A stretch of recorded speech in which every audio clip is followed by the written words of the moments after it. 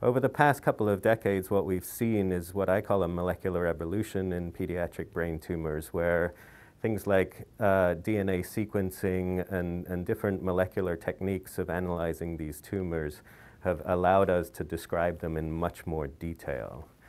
And we've been able to discover that through this sequencing, there are brand new drugs that we'd never even thought of as being applicable in pediatric brain tumors that we can now use. One example that I'm thinking of is a case that we recently saw, a patient who is a 3-year-old who ended up having a very severe brain tumor, but we found within his brain tumor a fusion of a gene called ALK. These fusions of ALK are seen in lung cancer. We got his next generation sequencing result, we got his methylation result. And his RNA sequencing showed this unique ALK fusion, which can be targeted by a drug called lorlatinib. This drug has been used in lung cancer, specifically in patients who have metastases in the brain.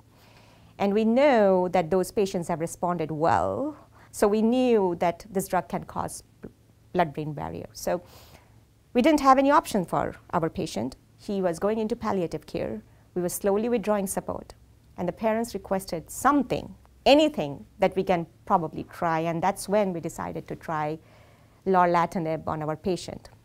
The amazing thing was within a couple of weeks, which were heart-wrenching weeks to watch, he actually started to show some semblance of neurologic recovery.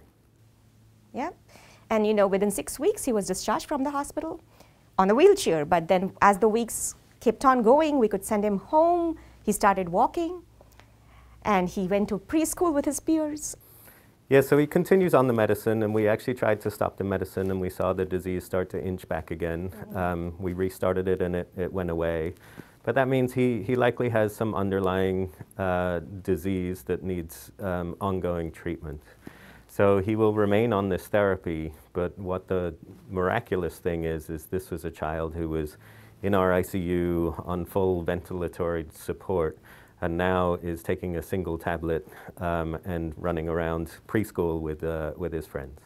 This means that we have another tool in our armory in order to treat pediatric brain tumors, and we just need to figure out through clinical studies and trials how best to use this medicine.